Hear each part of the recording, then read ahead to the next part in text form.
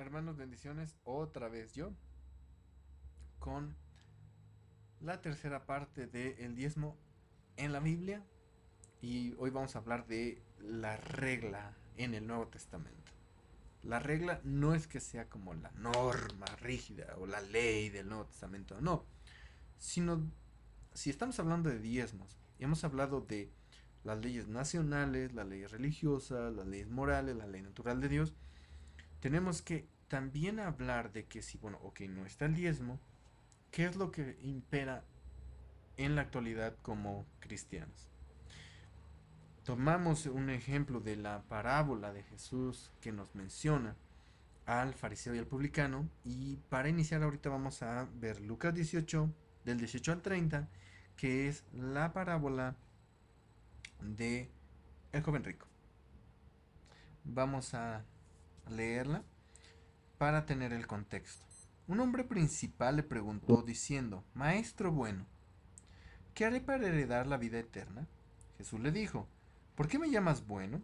Ninguno hay bueno sino solo Dios. Los mandamientos sabes: no adulterarás, no matarás, no hurtarás, no dirás falso testimonio, honra a tu padre y a tu madre. Él dijo: todo esto he guardado desde mi juventud. Jesús, oyendo esto, le dijo: aún te falta una cosa. Vende todo lo que tienes y dalo a los pobres, y tendrás tesoros en el cielo. Y ven y sígueme. Entonces él, oyendo esto, se puso muy triste, porque era muy rico. Al ver Jesús que se había entristecido mucho, dijo: cuán difícilmente entrarán en el reino de Dios los que tienen riquezas. No habla de un rico, sino los que tienen riquezas. Ahora, la Biblia tiene un versículo que realmente es sorprendente. Te dice: donde está tu corazón, ahí está tu tesoro, ahí está tu riqueza. Híjole, ¿cómo podemos interpretarlo? Dice el versículo 25: porque es más fácil pasar un camello por el ojo de una aguja que entrar un rico en el reino de Dios. Y los que oyeron esto dijeron: ¿quién pues podrá ser salvo? Él les dijo: lo que es imposible para los hombres es posible para Dios. Entonces Pedro dijo: he aquí, nosotros hemos dejado. No hay predicación positiva, ni decreto, ni declaro. No hay vamos a ser ricos. Vean lo que dice: he aquí, nosotros hemos dejado nuestras posesiones y te hemos seguido. Y él les dijo: de cierto os digo que no hay nadie que haya dejado casa, o padres, o hermanos, o mujer, o hijos, por el reino de Dios, que no haya de recibir mucho más en este tiempo y en el siglo venidero la vida eterna. Muy distinto a lo que se predica acerca de dar el diezmo. Hablamos de la bendición. Como mencionaba en el video pasado, cada vez que oímos a las personas que hablan de yo quiero la bendición, o sea, ve lo que dicen: yo quiero la bendición. Ok, mira lo que te está diciendo Jesús. Entonces, suelta, deja. ¿Por qué? Por seguirme a mí. No habla de ganancia, habla de pérdida. En esta tierra habla de pérdida. Y dice que recibiremos más. ¿Cuándo? Y en el siglo venidero la vida eterna. A veces yo no entiendo si hay mayor bendición que la salvación. Porque se maneja el diezmo literal como la bendición de tu vida. En mi casa tengo un cuadro, lo estoy viendo aquí enfrente, del Salmo 27, que dice: confío que veré la bondad del Señor mientras esté aquí en la tierra de los vivientes. El versículo completo dice: hubiera desmayado ya. Hermano, Dios nos sustenta por sus misericordias, por su piedad, la gracia común que se llama, ¿no? O la providencia divina. No es suficiente. Queremos más, hay que recordar que el hombre, el ser humano es egoísta. Y vemos aquí a alguien diciendo, ¿no? Entonces Pedro: oye Jesús, pues si así están las cosas, ¿qué va a pasar con nosotros que lo hemos dejado todo? Tú no ves a veces a los líderes diciendo, oye, yo lo he dejado todo.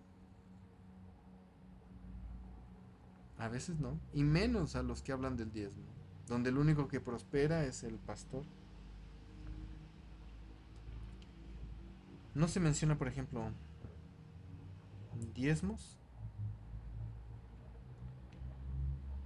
Y si te das cuenta, se está hablando de cumplir la ley moral de Dios, de seguir a Jesús, de vivir como Jesús. Cuando alguien quiere seguir a Jesús, él le dice, ¿seguro? ¿Quieres seguirme? Sí, perfecto. Mira, yo no tengo donde poner mi cabeza. No tengo ni siquiera un lugar fijo. Y esa persona que hizo no siguió a Jesús. Por eso tenemos que ver que no es así. No es un diezmo. Es más, Jesús y Saqueo, conocemos mucho la historia. Y Jesús dice que daba cuánto. Que era rico, pero él daba cuánto. Él daba el 10%, no, él daba el 50% de sus bienes. Y él era rico, no pobre. Casualmente se le pide parejo hacia toda la iglesia. Cuando tú ves en la Biblia que dice conforme a sus necesidades. Es más, ves a un Dios que conoce el pueblo, que conoce, que sabe, que toma malas decisiones y unos están mejor económicamente y otros no. Que en la ley dice, si no pudiere pagar esto, si no pudiera presentar esto de ofrenda, bueno, entonces que presente tanto de harina y tanto esto y será ofrenda quemada a Dios, será ofrenda mecida, te da opciones. Y resulta que los pastores y líderes actuales es como, o traes el diezmo, o traes el diezmo. No son conscientes de las necesidades de los propios hermanos. Exigen lo que no pueden dar ellos. Les piden a pesar de su pobreza, los extorsionan, les roban a los pobres. Y eso es algo que tú vas viendo de la decadencia del pueblo de Israel como gobierno religioso, como gobierno teocrático. Y es muy cruel. Tú ves como dicen, han desamparado al huérfano, a la viuda, al extranjero, han sido de lo peor. Y lo puedes ver en Isaías, lo puedes ver en Jeremías, en este mensaje preexílico hacia el pueblo de, hey, arrepiéntanse, están haciendo esto, están olvidando la justicia, están olvidando mucho el ver por el mismo pueblo. Y tú ves a un Saqueo que dice aquí, hey, yo estoy consciente de esta situación. Jesús ve a Saqueo, conocemos la historia, le dice, voy a ir contigo. ¿Y por qué hablamos del 50%? Porque el versículo 8 dice, he aquí, Señor, la mitad de mis bienes doy a los pobres, y si en algo he defraudado a alguno, se lo devuelvo cuadruplicado.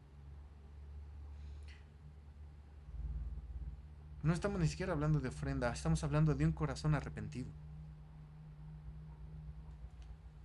Estamos hablando de una persona que ve la necesidad y actúa. Y siempre voy con el ejemplo del foco. Tú ves, entras a la iglesia, ves, falta un foco,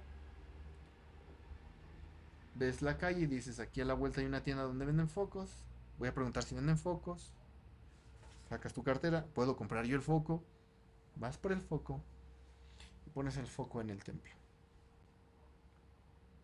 No, llegas con el pastor para que oren por el foco y lo unjan. No, a lo mejor el pastor ni siquiera es el encargado de poner el foco. A lo mejor hay un hermano de administración que es el encargado. Hermano, vi la necesidad, aquí está el foco.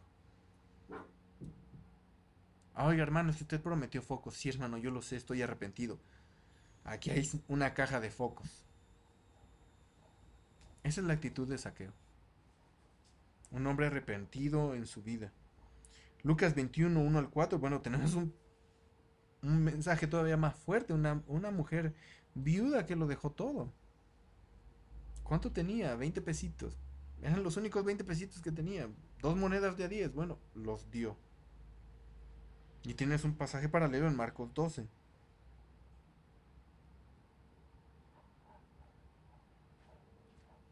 ¿Qué pasa en este pasaje de Lucas 21, 1 al 4? Vamos a leerlo. Levantando los ojos, vio a los ricos que echaban sus ofrendas en el arca de las ofrendas. Vio también a una viuda muy pobre. Ahí lo dice así. Sí, no dice pobre, dice muy pobre, que echaba allí dos blancas. Y dijo, en verdad os digo que esta viuda pobre echó más que todos, porque todos aquellos echaron para las ofrendas de Dios de lo que les sobraba, más esta, de su pobreza, echó todo el sustento que tenía. ¿De qué estamos hablando? De fe, no de diezmos. Es más, estábamos hablando aquí literalmente de las ofrendas para el templo. El peso de su condición muy pobre fue lo que le dio el valor a las pequeñas dos monedas. Y cuando hablamos de muy pobre, el término griego es pobreza extrema.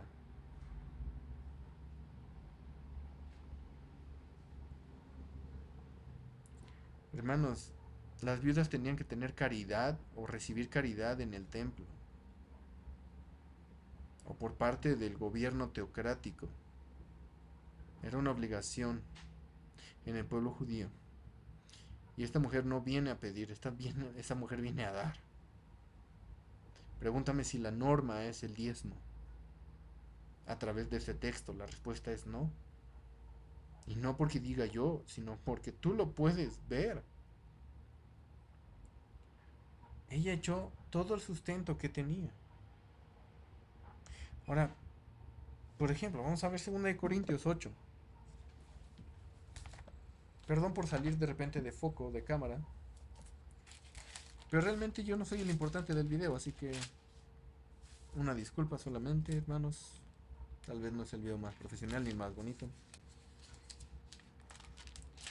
Pero lo que quiero es que tú puedas estudiar la Biblia y puedas ver de, ok, esto es la realidad. Ah, perfecto, gloria a Dios. Y entonces tú ahora ya no tengas ojos ciegos, tanto a una falsa enseñanza, pero tampoco tengas ojos ciegos ahora a las necesidades. Vamos a 2 Corintios 8. Y es la ofrenda para los santos. Dice, asimismo, hermanos, os hacemos saber la gracia de Dios que ha dado a las iglesias de Macedonia, que en gran prueba de tribulación la abundancia de su gozo y su profunda pobreza abundaron en riquezas de su generosidad. Pues doy testimonio de que con agrado han dado conforme a sus fuerzas, o sea, sus posibilidades, y aún más allá de sus fuerzas. No se mencionan diezmos, se menciona ofrenda, se menciona una actitud de fe, de ver la necesidad y poder actuar. Esa es la regla. Y tú puedes leer todo el capítulo del 1 al 24. Es más, vamos aquí mismo en 2 Corintios, vamos al capítulo 9. Vamos al versículo 6 y 8. O 6 al 8.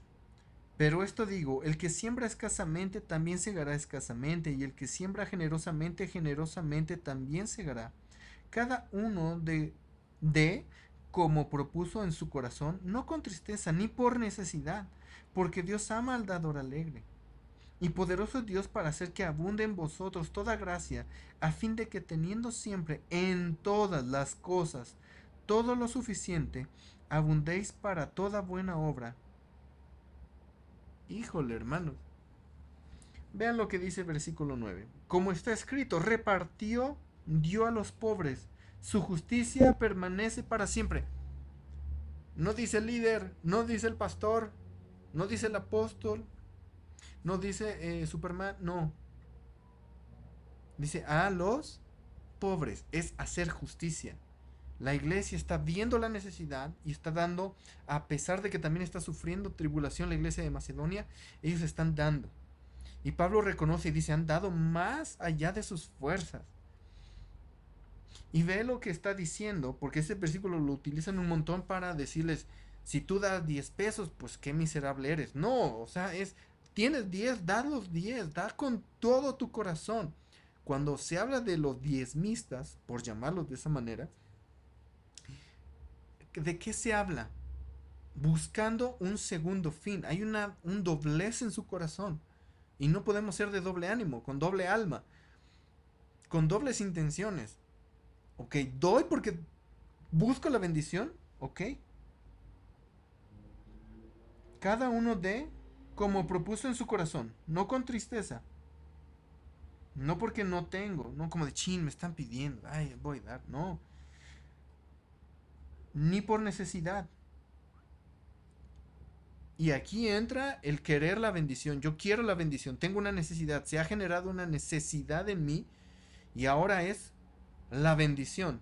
Por lo tanto, es contrario a lo que dice la Biblia cuando decimos yo quiero la bendición. Ok, hermano, perfecto, mejor no des.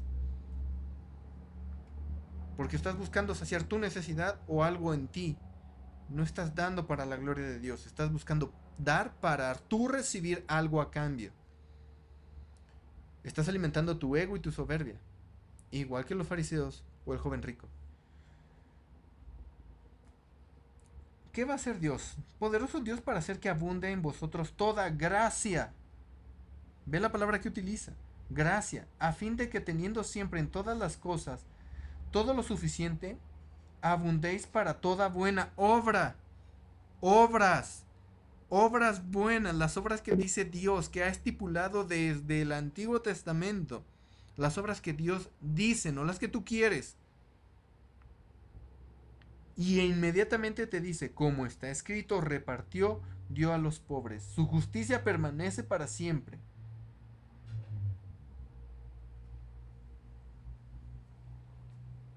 Y entonces te empieza a hablar de acciones. Acciones que vienen en cadena, acciones que ayudan a los demás. Versículo 10. Y el que da semilla al que siembra y pan al que come, proveerá y multiplicará vuestra sementera y aumentará los frutos de vuestra justicia. ¿Ves cómo es una cadenita de producción? ¿Ves cómo es una cadenita para no retener ciertas cosas? El que tiene semilla, hoy pone la semilla, al rato tiene pan. Pero si él dice, no, la voy a vender más cara, voy a dejar que los precios suban, ¿qué está haciendo? No está pensando más que en sí mismo. ¿Y qué hace el diezmista, la persona que está a favor del diezmo actual? Está haciendo eso. Se está quedando con la semilla porque dice, yo quiero la bendición. No, espera. Tú das, porque él va a recibir bendición. Es como una frase japonesa, ¿no? Si brillo yo en mi trabajo, si yo pongo de mi parte, hago las cosas bien, pues va a brillar mi departamento, mi parte de la empresa. Y por lo tanto, si eso sucede, va a brillar mi empresa. Si brilla bien mi empresa, va a haber buena economía en mi ciudad. Si está bien mi ciudad, pues va a empezar a estar bien mi país. Y si está bien mi país, va a estar bien mi hogar. El que siembra generosamente, generosamente también segará. Queremos dar diezmos, pero no queremos pagar impuestos. Estamos sembrando escasamente. No queremos cumplir con nuestras obligaciones fiscales. Estamos sembrando escasamente. Vean qué hipócritas somos a veces. La Biblia te dice, hey, si ves la necesidad hoy de tu hermano, no le digas ven mañana. Estás sembrando escasamente. No tiene que ver con esto.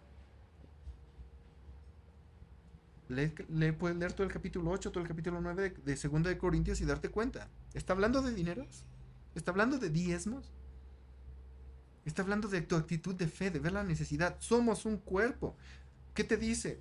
Te golpeas la mano. ¿Acaso no se dolerán los demás miembros del cuerpo con lo que te acabas de lastimar. Estoy parafraseando, lo sé, esa parte. Pero esa es la regla. Estar vivos por medio de la gracia de Cristo y abrir los ojos. No solo es ya estar vivos, es estar despiertos. Es estar despiertos. En 1 Corintios 16 puedes ver otra vez una ofrenda para los santos en Jerusalén, de manera organizada, de manera planeada para decir, hermanos, aquí están nuestros diezmos para que los bendiga Dios. No, es de hermanos, hay una necesidad, hay hambre. Hay que ayudarlos. Y ves la actitud. Y Pablo la pone de ejemplo para los hermanos de Corintios. Vamos a leer, por ejemplo, Hechos 20. Para no quedarme y decir, hermano, ya se emocionó con Corintios.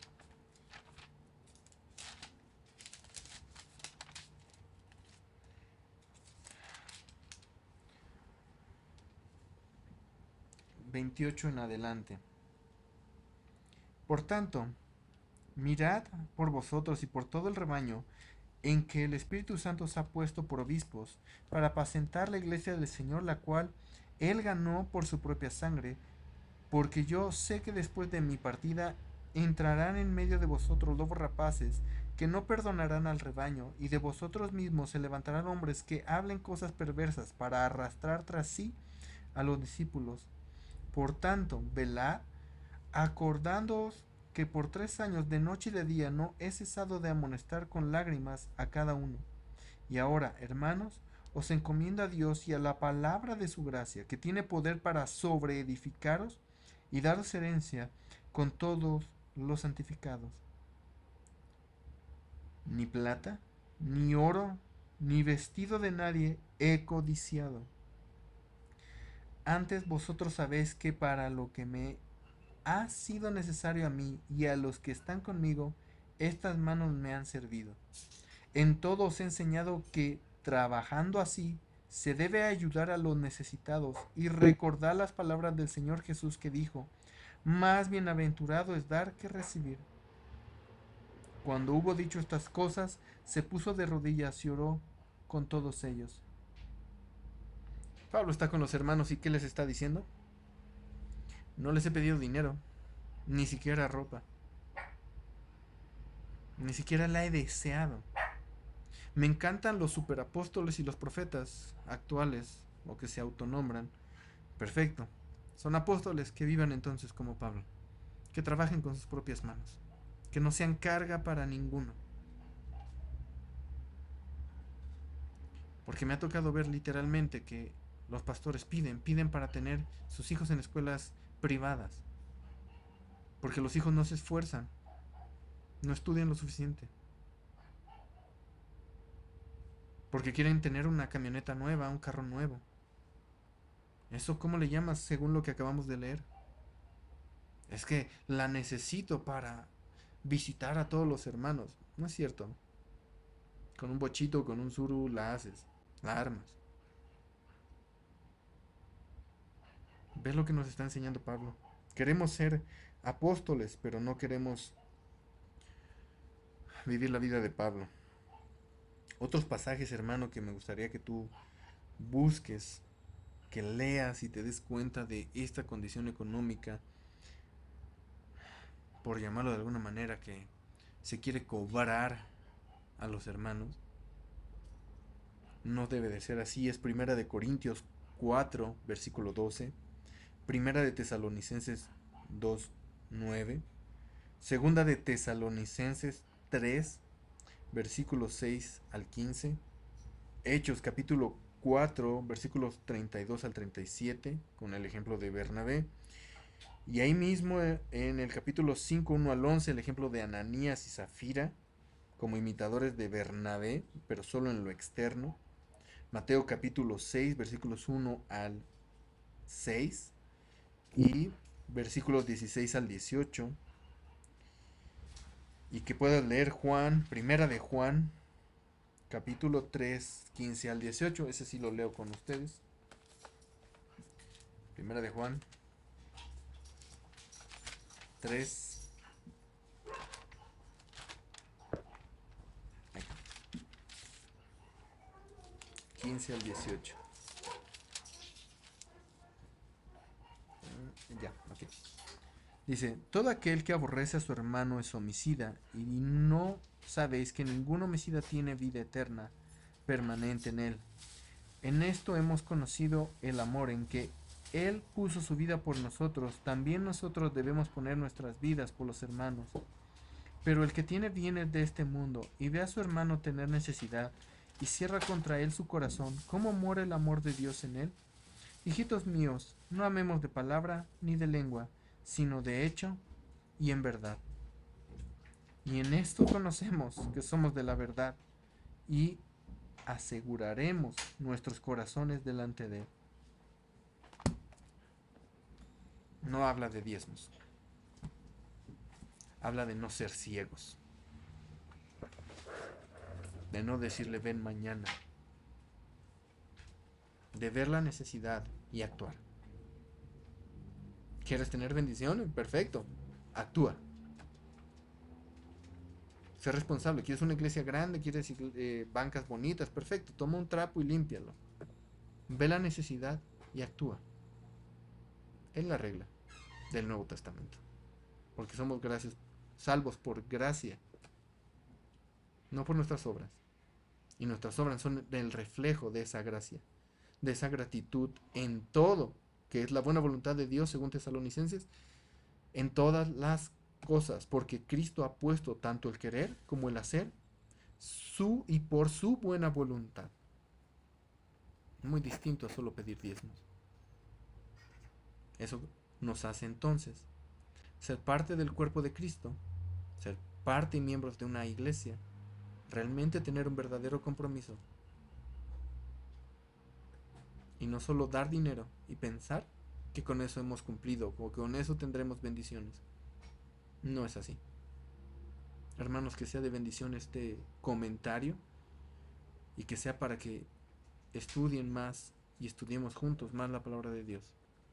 Dios los bendiga.